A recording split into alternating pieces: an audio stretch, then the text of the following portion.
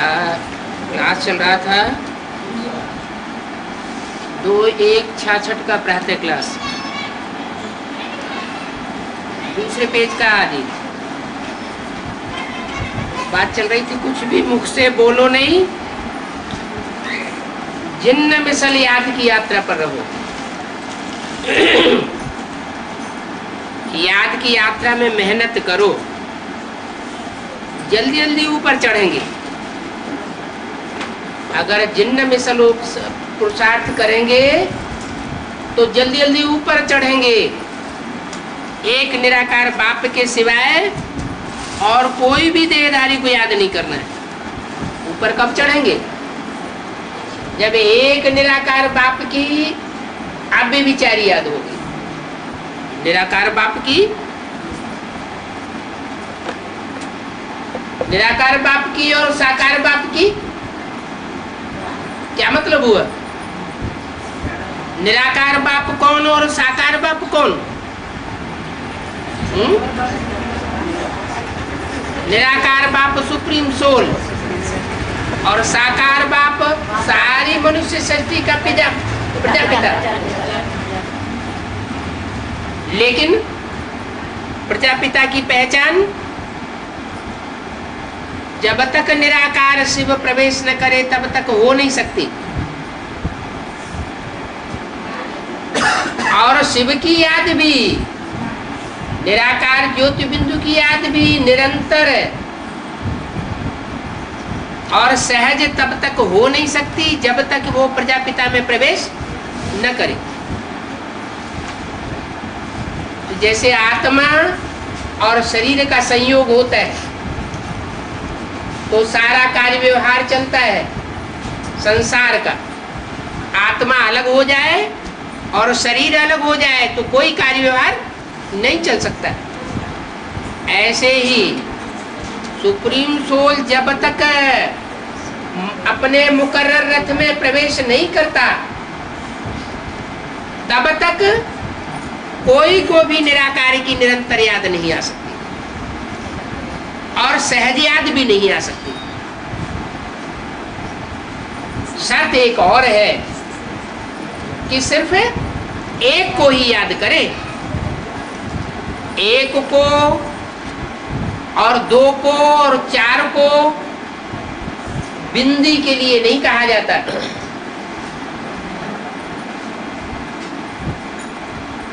एक आत्मा को हम याद करते हैं, एक आत्मा भी बिंदी। 10 आत्माओं को याद करते हैं, 10 आत्माएं भी बिंदी बिंदी। तो पता कैसे चलेगा कि हमने एक को याद किया, अनेक को याद किया? जरूर कोई रूप होगा, साकार होगा, प्रैक्टिकल रूप होगा, तभी तो कहेंगे एक को याद किया। तो बोला एक के सिवाय और कोई देहधारी को याद नहीं करना। मनुष्य को भगवान नहीं कह सकते। क्या? मनुष्य माना जो मनु की औलाद हो। मनु कहा जाता है मनन चिंतन मंथन करने वाले सुपर अथॉरिटी को, ब्रह्मा को कहते। ब्रह्मा के संकल्प से सृष्टि रची गई तो वो तो संकल्प करने में सुप्रीम अथॉरिटी हुआ। और उस मनु की जो संतान होते हैं उनको कहा जाता है मनुष्य। वो और कोई जन्म में नहीं होते, सिर्फ कलयुग के अंत और सतयुग के आदि में ही मनु की संतान होते हैं। ब्रह्मा की संतान ब्राह्मण कहो, मनु की संतान मनुष्य कहो। इसलिए शास्त्रों में गायन है कि मनुष्य जन्म दुर्लभ है। सतयुग में देवताएं होते हैं, त्रेता में क्षत्रिय होते हैं, द्वापर में वैश्य होते हैं, कलयुग में सब शूद्र होते हैं। मनु की औलाद कभी होते नहीं। जब मनु प्रैक्टिकल में मौजूद हो तब कहा जाए मनुष्य मनु की औलाद। तो मनुष्य को भगवान नहीं कह सकते। माने जिसके अंदर भी मनन चिंतन मंथन जब तक चलता है, अकल बुद्धि मन दिल डुलायमान होता है, चंचल होता है, तब तक वो मनुष्य है, भगवान नहीं हो सकता। भगवान उसको कहा जाएगा जिसको कोई चिंता न हो,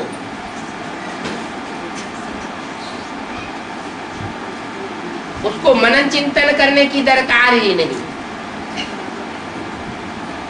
मनन चिंतन वो करते हैं जिनको अपने बारे में और दूसरों के बारे में कोई पता नहीं होता। सुप्रीम सोल तो जिसमें प्रवेश करता है उसकी निराकारी ऐसी स्टेज बनाए देता है कि उसे संकल्प चलाने की दरकार ही नहीं, क्योंकि उसे अपने पार्ट की अनुभूति हो जाती है। जिसे अपने पार्ट की अनुभूति हो जाए उसे मंथन मनन चिंतन करने की दरकार ही नहीं। इसलिए कहा मनुष्य को भगवान नहीं कहा जाता। तो ऐसी स्टेज की बात है, ये बड़ी समझने की बात है। चित्र बड़े अच्छे अच्छे बने हुए हैं, देखा जाता है प्रदर्शनी में, समझाने से हर एक की शक्ल से मालूम पड़ जाता है। जैसे बाबा भी सामने सबको देखते हैं, जो अच्छी रीति समझते हैं वो तो झूलते रहते हैं। जिनकी बुद्धि में बाबा की बताई हुई बातें बैठती हैं, उनकी तो कांध हिलती रहेगी, उनका सर हिलता रहेगा। और जिनकी बुद्धि में कुछ बैठेगा नहीं तो वायरे मिसल देखते रहेंगे। अच्छी चीज देख करके मनुष्य झूलने लगते हैं ना। तुम बच्चों के चेहरे पर सदैव खुश मिजाजी होनी चाहिए। क्यों? ये नशा चढ़ा रहे हैं कि भगवान हमको पढ़ाते हैं। हमको कोई पढ़ाने वाला मनुष्य गुरु नहीं है। मनुष्य गुरुओं ने तो 2500 साल की हिस्ट्री कहती है कि मनुष्य गुरुओं ने पढ़ाई पढ़ाकर दुनिया को नीचे डाल दिया। अगर मनुष्य गुरुओं के पढ़ाई पढ़ाने से ही काम चल जाए तो भगवान को इस सृष्टि पर आने की दरकार नहीं रहती। भगवान ही सृष्टि पर आते हैं और हमको पढ़ाते हैं, सारी दुनिया को नहीं पढ़ाते। क्या सारी दुनिया भगवान की पढ़ाई पढ़ करके नर से नारायण जैसा देवता बन जाएगी? नहीं बनेगी। कोई लिमिटेशन होगी ना। जैसे दुनिया में भी सब पढ़ाई पढ़ते हैं तो जितने भी पढ़ने वाले हैं वो सब ऊंचा ओहदा पा जाते हैं क्या? सबको नौकरी मिल जाती है क्या? नहीं मिलती। तो ऐसे ही परमात्मा भी जब इस सृष्टि पर आते हैं, राजयोग सिखाते हैं, तो राजयोग जो जो सीखते हैं उनमें जो सूढ़ बुद्धि होते हैं, तीखा पुरुषार्थ करते हैं, वो जन्म जन्मांतर की राजाई प्राप्त करते हैं।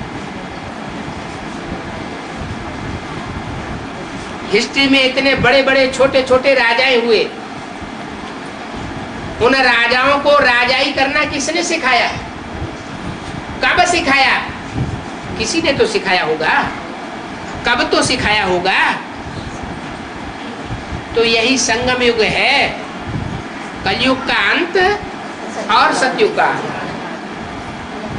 कलयुग के अंत तक जितने भी करिश्मा करने वाले धर्म पिताएं हैं या धर्म गुरु हैं या मनुष्य गुरु हैं, वो इस सृष्टि पर आ जाते हैं और अपना अपना करिश्मा करके चले जाते हैं। नई दुनिया कोई भी नहीं बना पाता। अंत में फिर परमात्मा सुप्रीम सोल को ही चारों युगों का जो सीन, 4 सीन का जो ये ड्रामा है, षष्टि रूपी सतयुग, त्रेता, द्वापर, कलयुग, ये जब पूरा होता है तो परमात्मा को ही आना पड़ता है। तो नशा रहना चाहिए कि भगवान हमको पढ़ाते हैं, हम भगवान के स्टूडेंट बने हैं, भगवान हमको पढ़ा करके भगवान भगवती बनाते हैं। ऊंचे से ऊंचा टीचर पढ़ाएगा तो ऊंचे से ऊंचा बनाएगा, फिर पढ़ने वाले के ऊपर है। कोई भगवान भगवती अर्थात नर नारायण नारी लक्ष्मी जैसा बने अथवा देवता बने, अथवा त्रेता युग का क्षत्रिय बने, ये पढ़ाई के ऊपर मदार। तो बस एक ही बात बच्चों को याद रखनी है, भगवान वाच मैं तुमको राजयोग सिखलाता हूं। इतनी भी बात अगर बुद्धि में बैठ जाए कि हमको राजयोग सिखाने वाला ऊंचे ते ऊंचा करता रहे, सिवाय यहाँ के और कहीं भी भगवान वाच नहीं होता। भगवान उवाच करे, बोले, बोल करके पढ़ाई पढ़ाए, ये सब इसी सत्संग में होता है और कहीं भी नहीं होता। शंकराचार्य उवाच, शिवानंद उवाच कहेंगे, वो तो सब मनुष्य गुरु है। तो ये है निराकार भगवान उवाच, तो जरूर भगवान भगवती ही बनावेंगे। अब कौन बनेंगे वो एक दीगर बात। सतयुग में बरोबर भगवती लक्ष्मी भगवान नारायण कहते हैं ना, क्योंकि भगवान ने उनकी आत्मा को ऐसा बनाया, कैसा कि नर से नारायण बने और नारी से लक्ष्मी बने। जरूर आगे जन्म में ऐसी पढ़ाई की है। लक्ष्मी नारायण बनने से पहले का जो जन्म है उसमें जरूर उन्होंने श्रेष्ठ पढ़ाई पढ़ी है। ये पढ़ाई है नई दुनिया अमर लोक के लिए। बहुतों को ये गलत फहमी हो जाती है कि जैसे वो गुरु लोग छू मंत्र काली करते हैं तो इस जन्म के लिए फायदा हो जाता है। बाप कहते हैं मैं आत्मा को पढ़ाई पढ़ाता हूं, देह को पढ़ाई नहीं पढ़ाता। देह का कनेक्शन इस एक जन्म से है और आत्मा का कनेक्शन अनेक जन्मों से। तो मैं अनेक जन्मों की प्रारब्ध प्राप्त कराता हूं, अनेक जन्मों की राजाई तुम मेरे से प्राप्त करते हो। तो ये पढ़ाई नई दुनिया के लिए है। इस पढ़ाई से तुम विश्व के मालिक बनते हो। राजयोग में सूर है, पतित पावन बाप ने ही ऐसा पावन विश्व का मालिक बनाया है। लक्ष्मी नारायण को ऐसा पावन किसने बनाया? परमपिता परमात्मा ने बनाया। बाप आते ही है संगम युग पर। राम राज्य में तो कोई उनको बुलाते ही नहीं। जब इस दुनिया में रावण राज्य होता है चारों ओर, किसका राज्य? रावण का राज्य।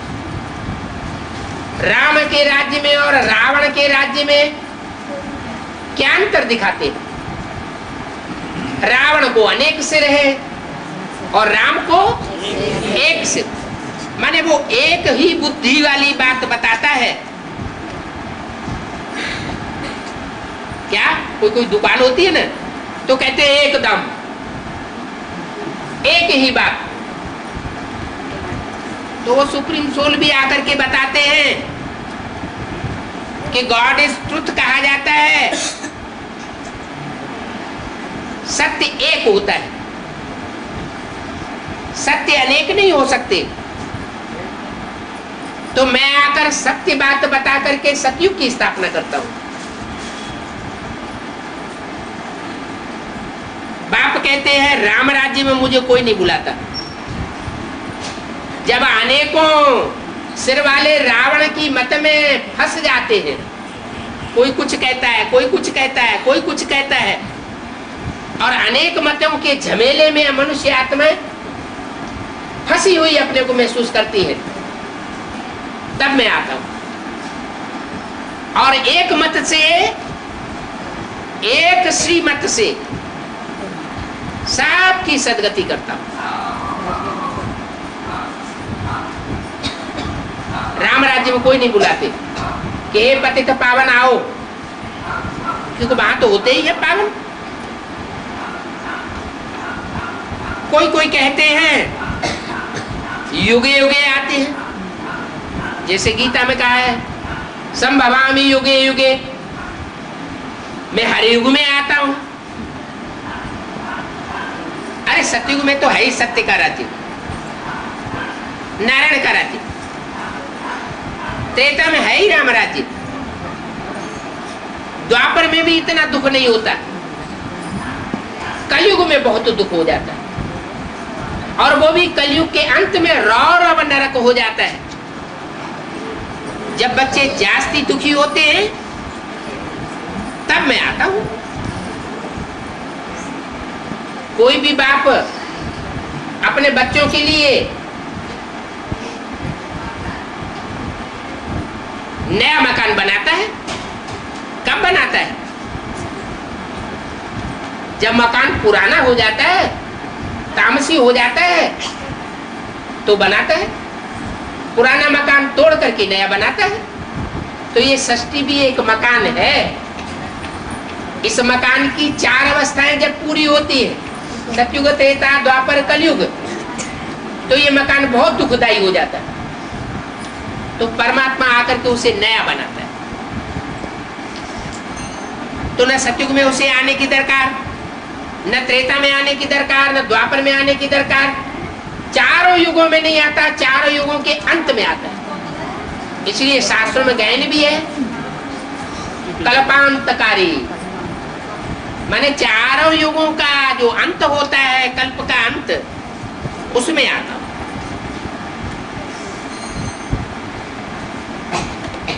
तो जो कहते हैं संभवामि युग युग, ये झूठी बात है।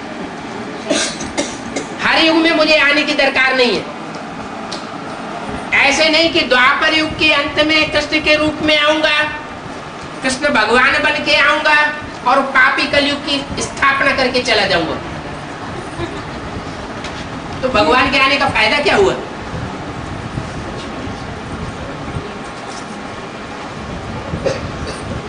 संगम तो होता है, सतयुग त्रेता का संगम होता है, त्रेता द्वापर का संगम होता है, द्वापर कलयुग का संगम होता है, कलयुग और सतयुग का संगम होता है। तो जो आखिरी संगम है कलयुग और सतयुग का, उसमें मैं आता हूं। हर युग के अंत में मनुष्य आत्मा को नीचे उतरना ही है। जैसे शास्त्रों में भी लिखा है, सतयुग में 16 कला संपूर्ण होते हैं, त्रेता में 14 कला संपूर्ण होते हैं, द्वापर में 8 कलाएं हो जाती हैं, और कलयुग में सब गुण सपाचट हो जाते हैं। मनुष्य में कोई गुण नहीं रहता। मुझे गुण हारे में कोई गुण नहीं। तब मैं आता हूं, तुमको फिर से गुणवान देवता बनाता हूं। तो हर युग में आत्मा को उतरना ही है। सिर्फ कलयुग के अंत में और सतयुग के आदि में संगम पर जब मैं आता हूं तो चढ़ती कला होती है। ये बातें बाप बैठ समझाते। भगवान एक ही निराकार है? एक ही निराकार का मतलब क्या हुआ? एक बिंदी। अरे कीट, पशु, पक्षी, पतंगे, जानवर सारे ही तो बिंदी है, सबकी आत्मा बिंदी। सबकी बिंदी आत्मा है तो सब निराकार हो गए। तो इसका मतलब क्या हुआ कि भगवान एक ही निराकार है। निराकार का मतलब वो जिसमें मुकर्रर रूप से प्रवेश करता है, जिसमें मुकर्रर रूप से प्रवेश करता है वो निराकारी स्टेज वाला बन जाता है। जितने भी धर्म पिताएं हैं वो सब निराकारी स्टेज वाले थे, लेकिन उतनी निराकारी स्टेज किसी की भी नहीं रहती जितनी शंकर की निराकारी स्टेज दिखाते। क्राइस्ट के चित्र को देखो, महात्मा बुद्ध के चित्र को देखो, गुरु नानक के चित्र को देखो, उनके चेहरे से देखने से ही पता लगता है कि इनकी आत्मा जैसे परमधाम में निराकारी स्टेज में लटकी हुई, चेहरे से निराकारी स्टेज दिखाई पड़ती है। तो वो तो हैं सिर्फ धर्म पिताएं, अपने सद्धर्म की स्थापना नहीं करते हैं, वो असत धर्म की स्थापना करके जाते हैं।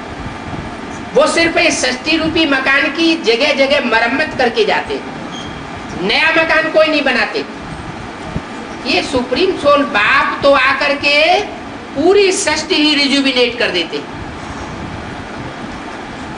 पूरा ही परिवर्तन कर देते हैं।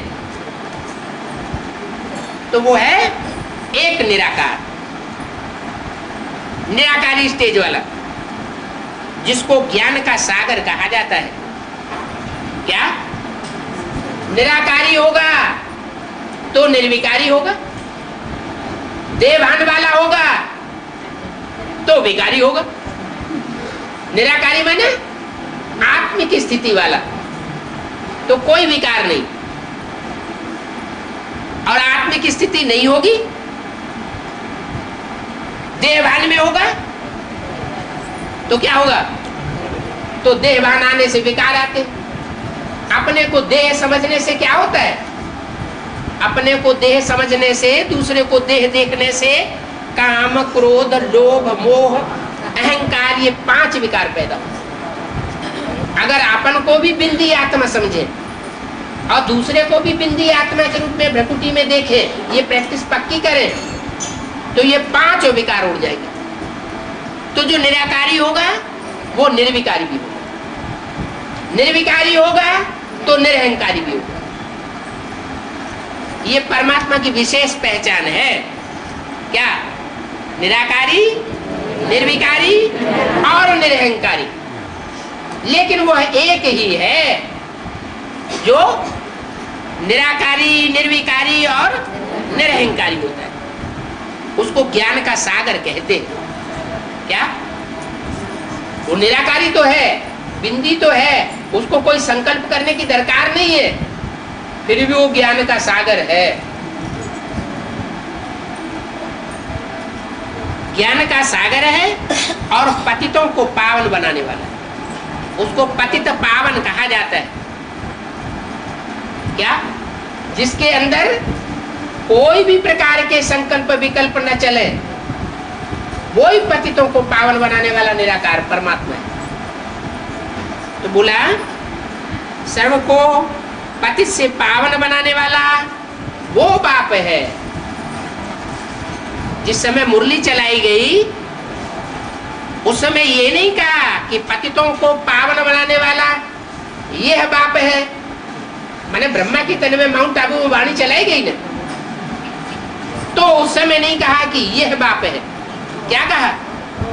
वह बाप है, माने दूर कर दिया। भविष्य में वो पार्ट प्रत्यक्ष होने वाला।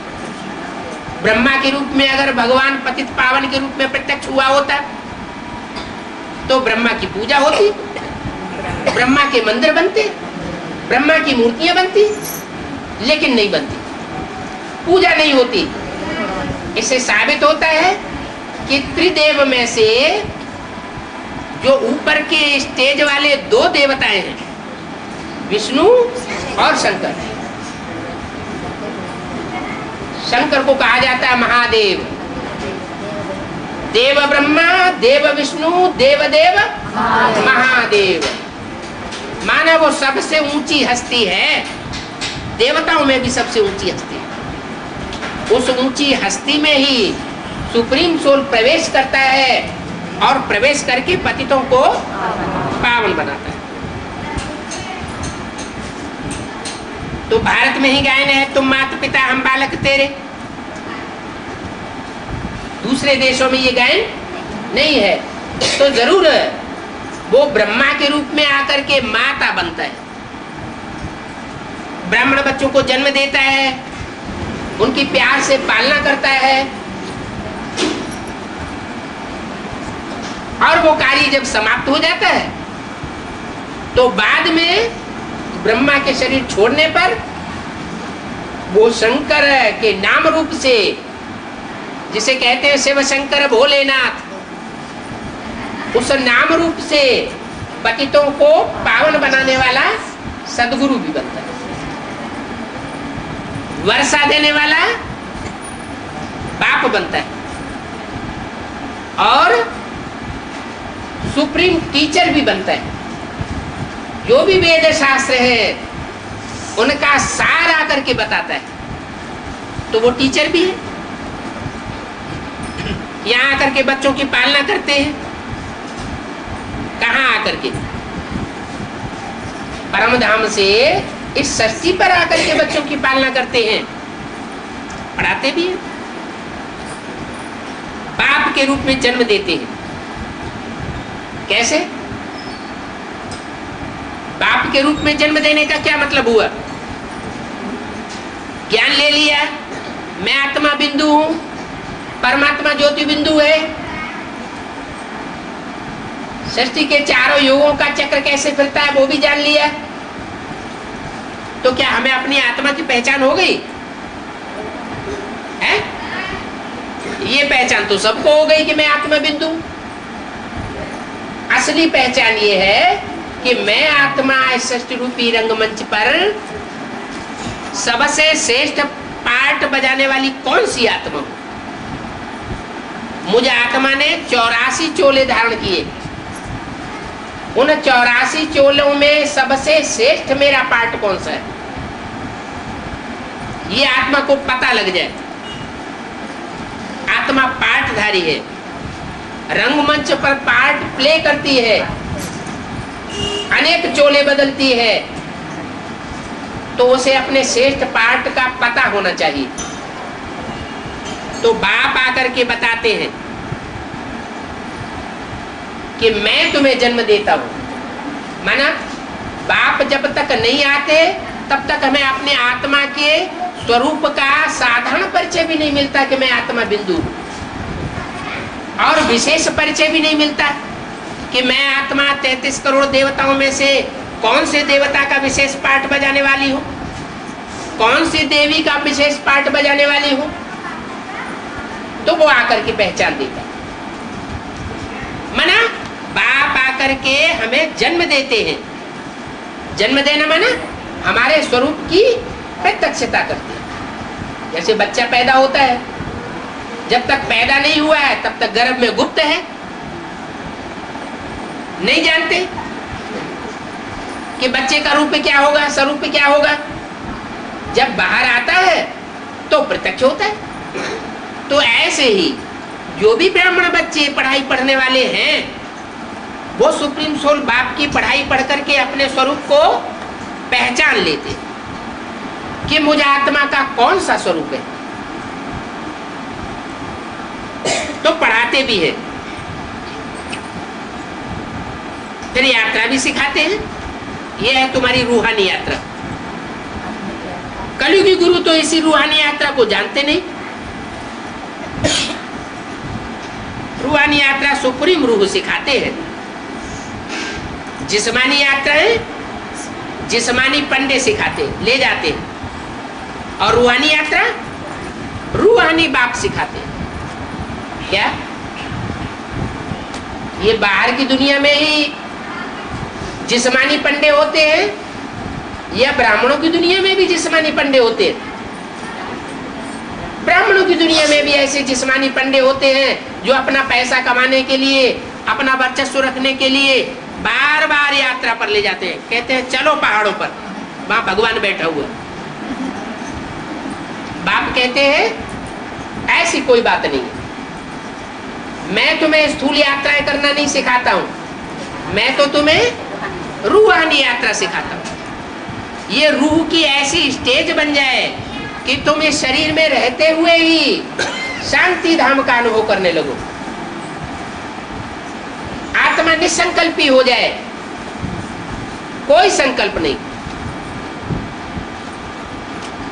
तो रूहानी यात्रा सुप्रीम रूह सिखाते हैं।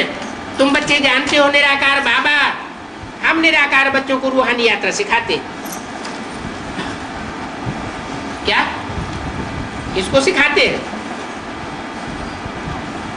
हैं? निराकार बच्चों को। निराकार बच्चों का क्या मतलब हुआ? जिन्होंने प्रैक्टिस की है निराकारी स्टेज की, जिनको ये ज्ञान मिला है कि मैं आत्मा ज्योति बिंदु हूं।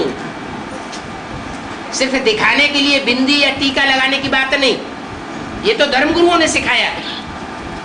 लेकिन बाप ये बताते हैं कि तुम बच्चे ज्योति बिंदु आत्मा हो, चमकता हुआ प्रकृति में सितारा हो।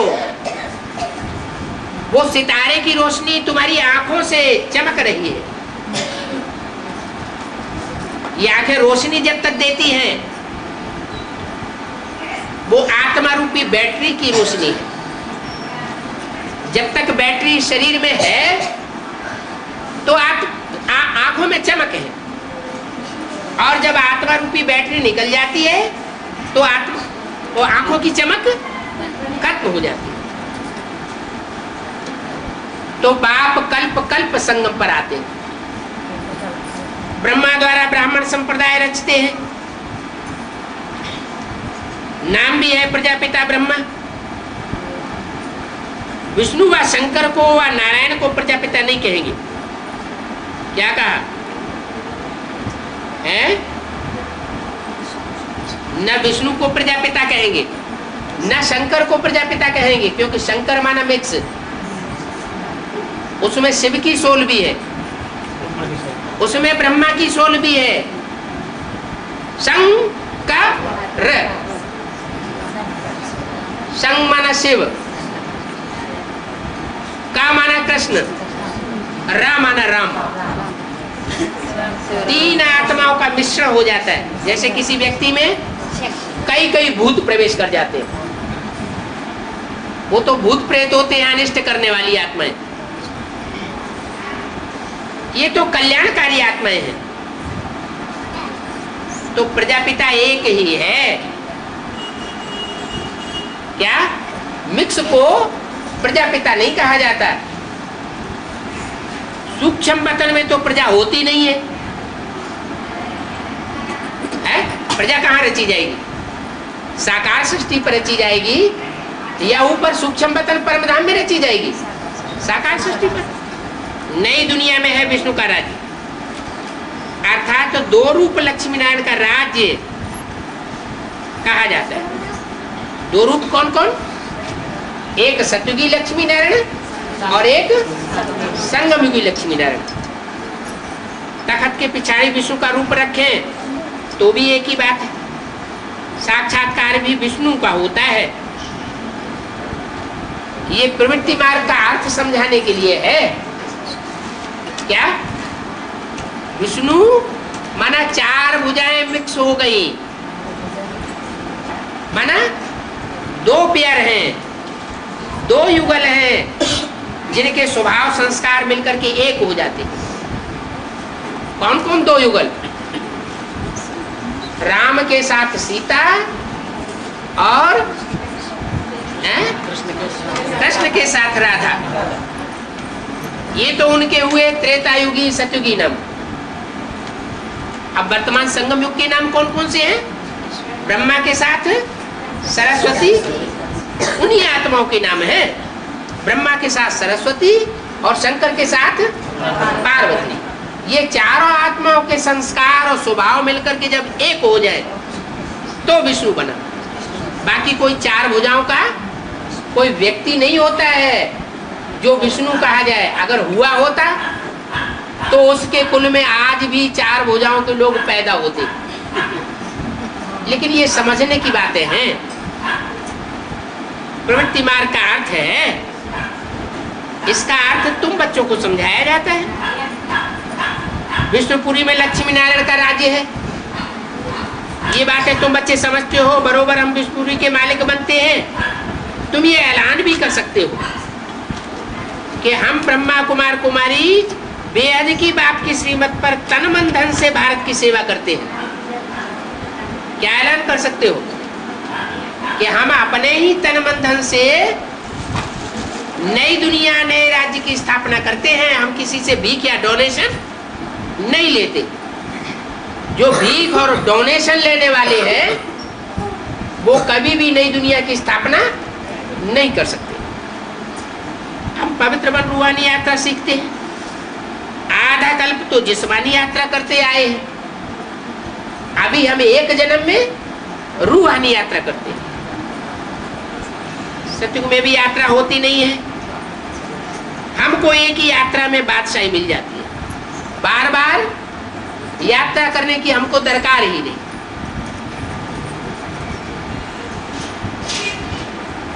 वो तो यात्रा करते हैं, अमरनाथ की पढ़ाई चढ़ाई चढ़ते हैं और फिर नीचे लौट आते हैं। जब तक यात्रा करते हैं तब तक पवित्र रहते हैं, वापस आए फिर अपवित्र बनने लग पड़ते हैं। यहाँ ऐसा नहीं होता। यहाँ तो एक ही जन्म में बाप आकर हमको ऐसी चाढ़ी चढ़ाई देते हैं, ऐसी ऊंची स्टेज में ले जाते हैं जहां हम निराकारी स्टेज में स्थित हो जाते हैं। फिर वापस न निवर्तनते, जो गीता में लिखा है, वो मेरा ऐसा परम धाम है जहां जाकर के आत्माएं वापस इस दुनिया में नहीं आती। ये नरक की दुनिया में वापस नहीं आती। मैं ऐसे धाम में तुम बच्चों को ले जाता हूं। तो यात्राएं दो हैं, एक जिस्मानी यात्रा और एक रूहानी यात्रा। दो यात्राओं का राज और दो बापों का राज और तीन बापों का राज भी अभी बाप समझाते हैं। कौन से तीन बाप? एक तो लौकिक बाप शरीर का सबको है, यह हुआ था जिससे शरीर का जन्म मिलता है। दूसरा है अलौकिक बाप, प्रजापिता ब्रह्मा। और तीसरा है पारलौकिक बाप, सुप्रीम सोल, आत्माओं का बाप। तो संगम पर है तीन बाप। क्या? संगम पर है तीन बाप। कैसे? कैसे तीन बाप? तथाकथित ब्रह्मा कुमार कुमारियां भी कहेंगे। क्या कहेंगे? हमारे तीन बाप हैं। कौन कौन से तीन बाप? एक तो लौकिक शरीर को जन्म देने वाला, वो तो सब मान लेंगे कि हाँ है या हुआ था। दूसरा कहेंगे अलौकिक बाप, वो अलौकिक वतन में रहता है, वो सूक्ष्म वतन में रहता है, वो भी नहीं है। और पारलौकिक बाप, निराकारी बाप, वो परमधाम में रहता है। तो फिर रहता परमधाम में है, रहता सूक्ष्म वतन में है। तो यहाँ कहाँ हुआ ना? यहाँ नहीं हुआ ना। बाप तो कहते हैं यहाँ तुम्हारे तीन बाप होते हैं इस साकारी सृष्टि पर। ये बातें हैं बिल्कुल नई। बाप जब नया धर्म, नई दुनिया स्थापन करते हैं तब नई बातें सुनाते हैं। ये दुनिया में कोई इन बातों को सुनाता नहीं है। कोई भी शास्त्र में ये बातें नहीं है। पतित पावन बाप को भी पतित शरीर में आना पड़ता है। क्या कोई सन्यासी या कोई ऋषि मुनि के तन में आवे, कोई कन्या के तन में आवे, ये कायदा नहीं। क्यों? कन्या के तन में आवेगा, कन्या को तो संग का रंग लग जाता है। कन्या के तन में सुप्रीम सोल बाप आवे और सब आकर के उससे मिलने लगेंगे तो कन्या की तो हालत ही खराब हो जाएगी। बाप कहते हैं मैं पवित्र कन्या के तन में नहीं आता हूं, सन्यासियों के तन में भी नहीं आता हूं, मैं तो पतित कामी कांटे में आता हूं। और उस बड़े से बड़े कामी कांटे में आकर के उसको बड़े से बड़ा कमल का फूल बनाता हूं। जो शास्त्रों में गायन है, कमल नयन, कमल हस्त, कमल पाद, कमल मुख,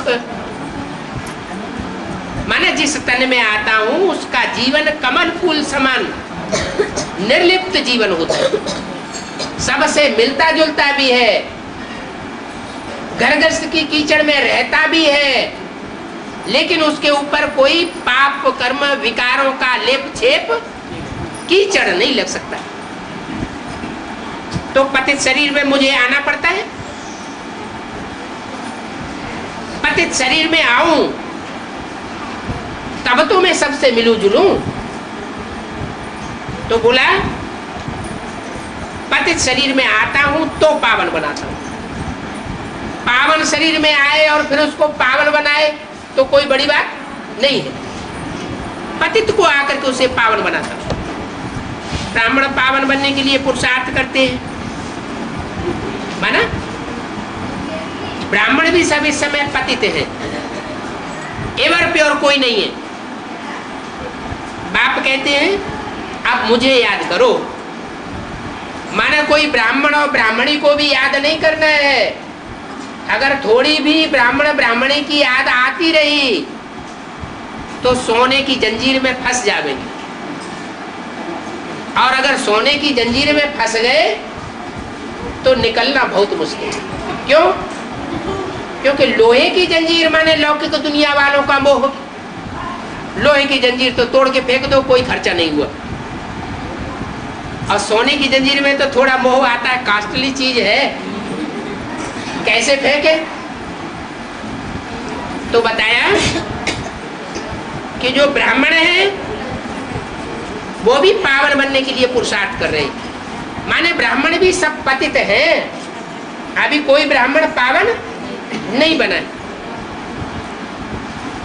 सिर्फ मुझे याद करो, कोई ब्राह्मण ब्राह्मणी को याद करने की दरकार नहीं है।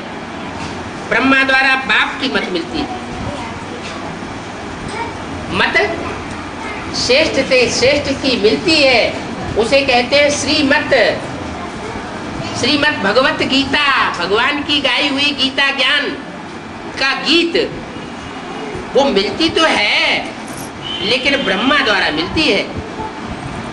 डायरेक्ट बिंदी से आवाज नहीं आती। जैसे मुसलमान लोगों की किताब में लिखा हुआ अल्लाह मियाँ ने ये फरमाया, अल्लाह मियाँ ने वो फरमाया। अब अल्लाह मियाँ क्या आसमान से आवाज फेंकता है क्या? फरमाने के लिए तो मुख चाहिए ना। तो मैं प्रवेश करता हूं, ऐसे नहीं कि बाप का बनने से पवित्र बन जाते हैं। कोई सरेंडर हो जाए, बाप के बन जावे, समर्पण पत्र लिख देवे, तो ऐसा करने से ही पावन बन जावेंगे, ये कोई जरूरी नहीं है। नहीं, बाप युक्ति समझाते हैं, अपने बच्चों को कहते हैं, बच्चे मन मना भव। क्या करो? मन मना भव। मना माना मन में, भव माना समाजा। अपने मन को मेरे मन में समा दे। माना जैसे मैं निसंकल्पी स्टेज वाला हूं, वैसे तू भी निसंकल्पी स्टेज वाला हो। माना सैंपल सामने रख दिया ब्रह्मा का, प्रजापिता का, कि जैसी उसकी मन बुद्धि है वैसे ही तुम बच्चों की मन बुद्धि भी होनी चाहिए। कोई भी बातों में क्रास नहीं होना चाहिए। वाचा से क्रास हो जाए, प्रजापिता ब्रह्मा के द्वारा कुछ बोला जाए और बच्चे कुछ और बोले, कर्मेंद्रियों में क्रास हो जाए, बाप कुछ और कराना चाहता है, करना चाहता है, बच्चे कुछ और ही उल्टा करने लग पड़े। नहीं, वाचा में भी क्रास न हो, कर्मेंद्रियों से भी क्रास न हो, और मनसा के संकल्पों में भी किसी बात में क्रास नहीं होना चाहिए। माना जो बाप का संकल्प तो बच्चों का संकल्प होना चाहिए, यानी संकल्प मात्र भी विरोधाभास न हो। जैसे बाप चलाना चाहे वैसे चले।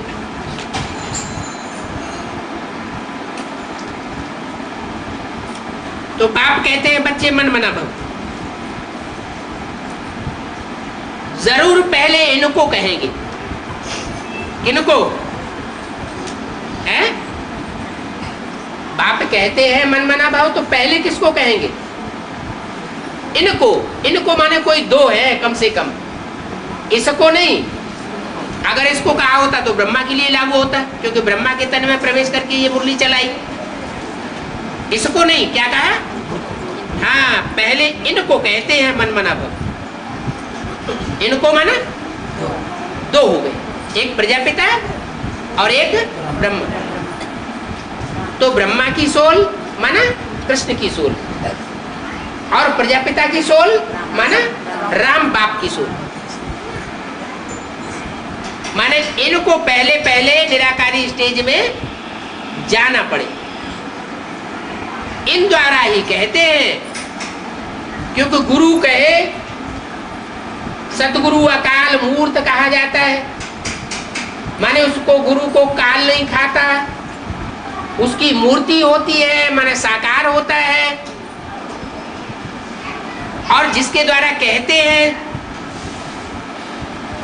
तो वो तो साकार ही हुआ।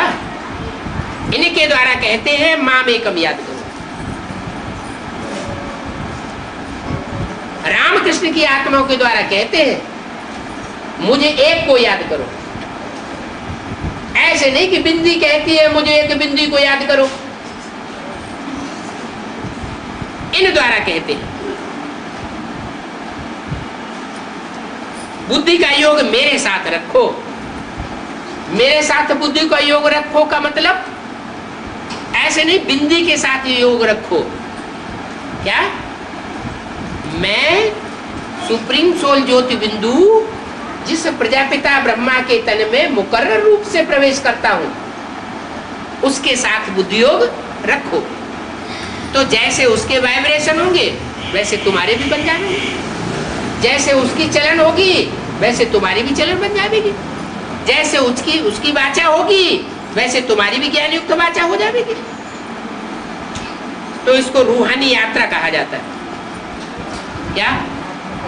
जो भी कर्म करो, जो भी वाचा बोलो, जो भी संकल्प चलाओ, वो बाप समान संकल्प हो, बाप समान कर्म हो, बाप समान वाचा हो, तो इसको कहा जाता है रूहानी यात्रा। कितनी सहज बात है। फिर भी कहते हैं हमारा योग नहीं लगता। अरे योग क्यों लगाते हो?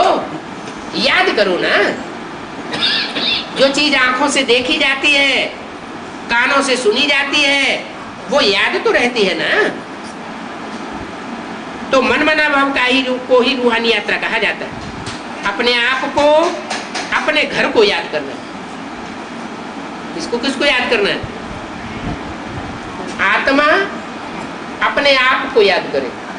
सबसे पहली सीढ़ी है कि मैं आत्मा ज्योति बिंदु सितारा।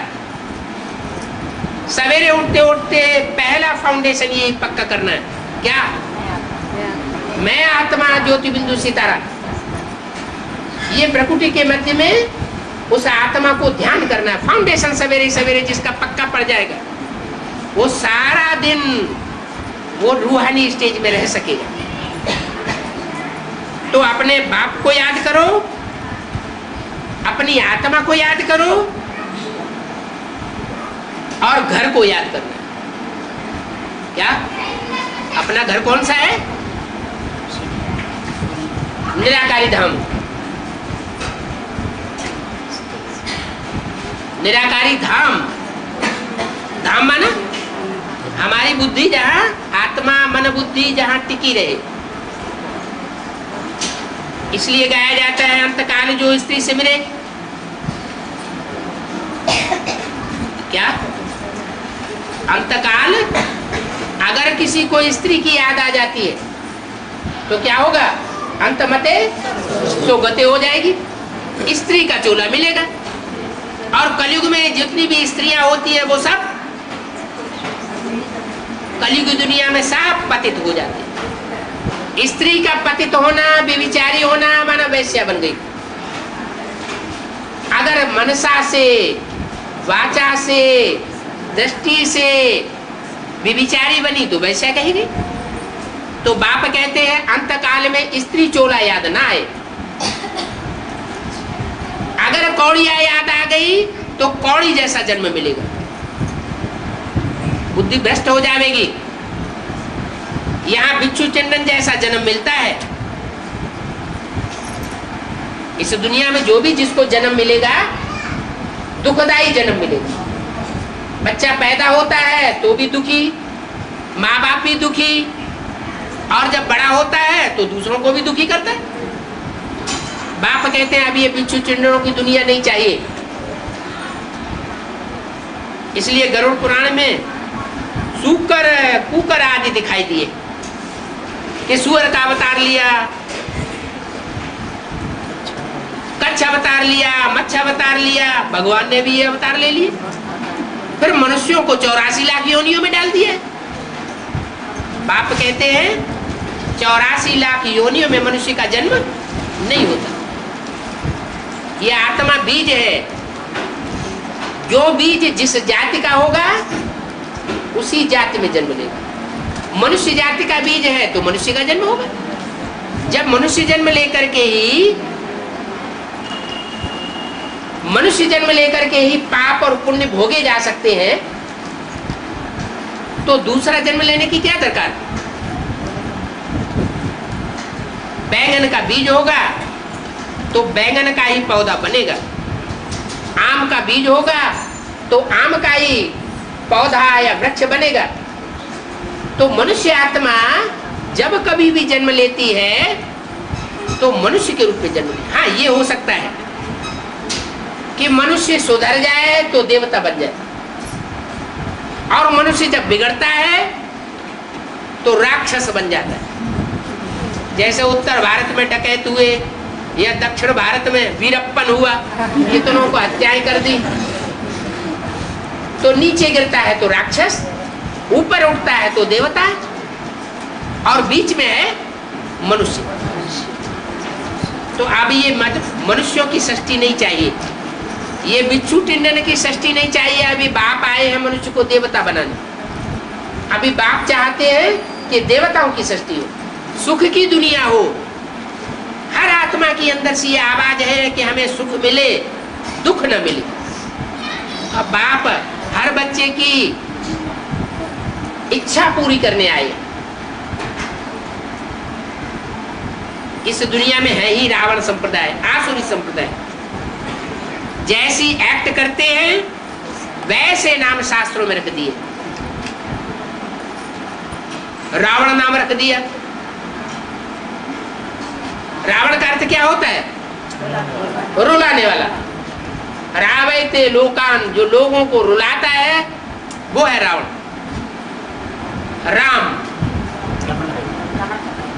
जो लोगों को आनंद में रमण कराता है, किसी प्रकार का कोई दुख नहीं देता, उसको कहते हैं राम। कृष्ण,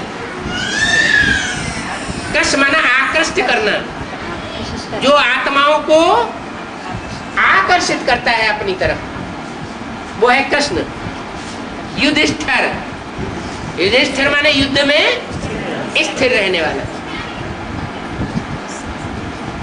भाग जाने वाला नहीं, स्थिर रहने वाला। दुर्योधन, दुष्ट युद्ध करने वाला। एक युद्ध होता है, नीति नियम प्रमाण युद्ध किया जाता है, तरीके से लड़ाई लड़ो। एक ऐसा होता है कोई नियम प्रमाण, कोई नियम वगैरह हम नहीं मानते, हम जहां मौका देखेंगे हम तो खलास कर देंगे। तो ये जो नाम है शास्त्रों में वो किस समय की यादगार है?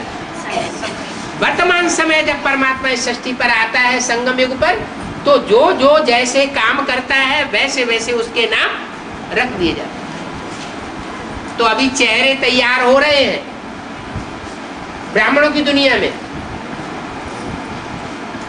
कौन का राक्षसी चेहरा है, कौन का देवताई चेहरा है, वह थोड़े समय में ही प्रत्यक्ष होने वाला है। नंबरवार पुरुषार्थ अनुसार प्रत्यक्ष होने वाला है।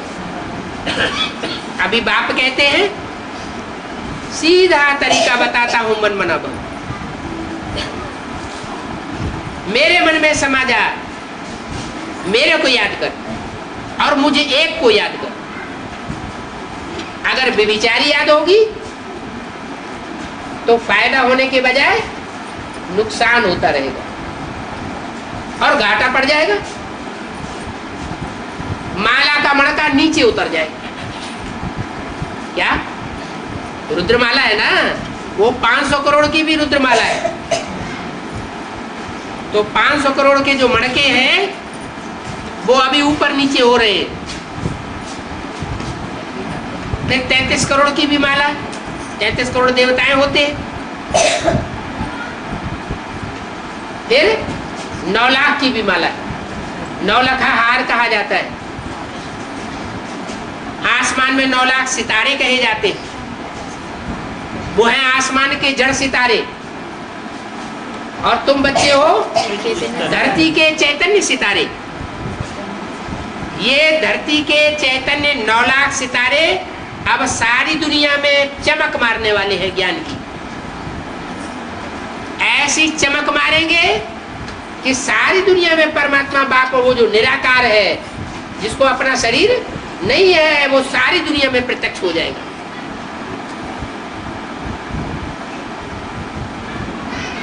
तो अब ऐसे नाम नहीं धराना जो शास्त्रों में ग्लानि होती रहे, दुनिया उनकी ग्लानि करती रहे। रावण को कोई नहीं याद करता। कोई याद करता है? मंदिर बना के पूजा करता है क्या? नहीं करता है। और राम को सब याद करते हैं, कोई न कोई रूप में याद करते हैं। देखो मुसलमान लोग भी रामल्ला नाम रखा हुआ है स्थान का। क्या मुसलमानों ने भी एक स्थान विशेष का नाम क्या रखा? रामल्ला। तो राम और राम संप्रदाय ये बनने का पुरुषार्थ करना है। रावण और रावण संप्रदाय बनने का पुरुषार्थ नहीं करना है। तुम हो ईश्वरीय संप्रदाय और वो है आसुरी संप्रदाय। ईश्वरीय संप्रदाय ईश्वर की महिमा करेंगे और आसुरी संप्रदाय ईश्वर की ग्लानि करेंगे और रावण की महिमा करेंगे। अभी बाप कहते हैं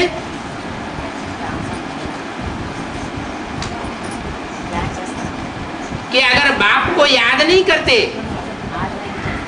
उल्टे सुल्टे काम कर लेते हैं, उल्टी सुल्टी बातें करते हैं, उल्टे सुल्टे कर्म कर लेते हैं, तो फिर असुर बन जाते। याद करने से फिर कुछ थम जाते हैं।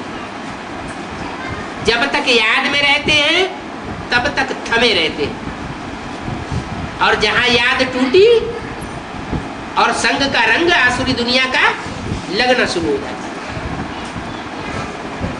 जब तक बच्चे याद में रहते हैं तो मौज में रहते हैं, और जब बाप को भूल जाते हैं तो आपस में एक दूसरे से लड़ने झगड़ने लग पड़ते हैं। आगे तुम बच्चों को ये प्रैक्टिस कराई जाती थी, एकदम सूक्ष्म वतन बनाओ, आवाज बिल्कुल न हो, क्योंकि सूक्ष्म वतन में तो हर बात सूक्ष्म होती है। बातचीत भी सूक्ष्म इशारे से। कोई भी आवे तो समझे कि देखो ये कितना शांत में रहते हैं, हम जैसे सूक्ष्म वतन में। फिर अंत में मूल वतन चले जाएंगे। मूल वतन में ना, जहां आत्माएं मूल रूप में बिंदु बिंदु रूप में रहती हैं, जिसको अंग्रेज लोग कहते हैं सोल वर्ड, सुप्रीम एबोर्ड। मुसलमान लोग कहते हैं अर्श, खुदा अर्श में रहता है। तो फिर हम सब मूल वतन में चले जाएंगे। आवाज कम, इसको रॉयल्टी कहा जाता है। क्योंकि तुम बच्चे विश्व के रायल मालिक बनते हो ना। तुम समझते हो हम कितने लायक बनेंगे और कितने रायल बनेंगे।